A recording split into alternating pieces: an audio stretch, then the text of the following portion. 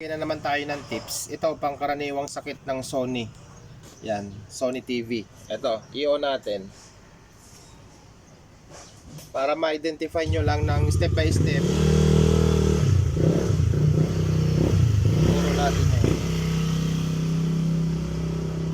Ayan, lumabas yung Sony. Kita pre? Yan, lumabas. Ayan. Namatay siya. Namatay ulit. Yan, nabuhay na naman. Ituturo ko sa inyo kung paano matrace ng mabilis. Ayan, namatay na naman. Ayan. Ayan, nabuhay na naman. Buhay, patay siya. Tapos, magbi-blink na yan ng red. Mamamatay ulit yan. Ayan, namatay na. Ayan, yung blink niya. Bilangin nyo yung blink. Ulit tayo. Sige. Pag 1, 2, 3, 4, 5. Ulit. 1, 2, 3, 4, 5. 5 lang talaga. 1, 2, 3, 4, 5. 6. Ha? 6. 6 ba? Ulit. 1, 1, 2, 3, 4, 5, 6. 6. 6. Yan. 6 na blink. Kapag ka 6 na blink, sa ano yon, sa backlight yung problema. Ngayon, paano yung kasi minsan, ang problema nun, ayan, meron tayong sample. Minsan kasi, ang problema nandito sa inverter natin, nasa inverter natin sa power supply ng backlight.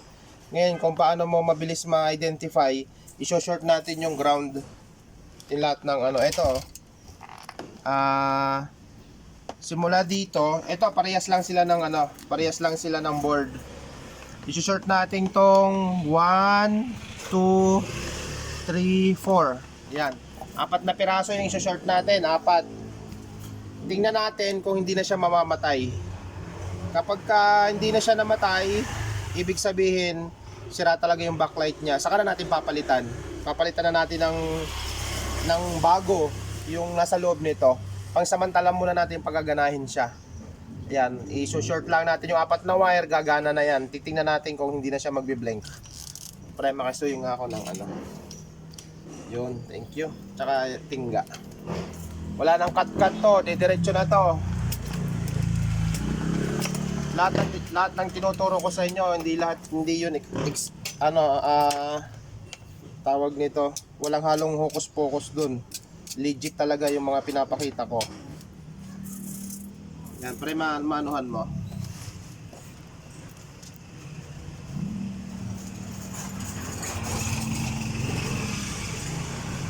Yan yung ground.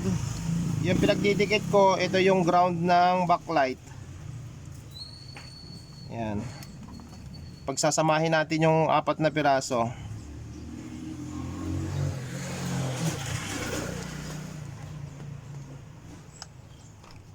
Ayan, okay na. 1, 2, 3, 4. Tingin nga kung kita. Ayan o, ito yung pinagsama natin, yung ground. Ngayon, saksak natin. Tingnan natin kung mamamatay pa. Ayan. Okay. Ayun. Tingnan natin kung mamamatay pa.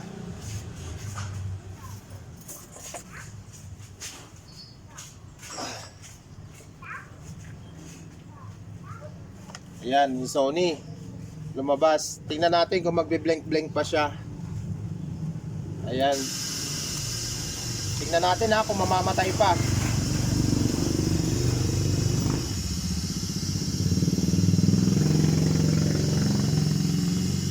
Ayan, napansin nyo, hindi na siya namatay. Diba, pre? Ayan.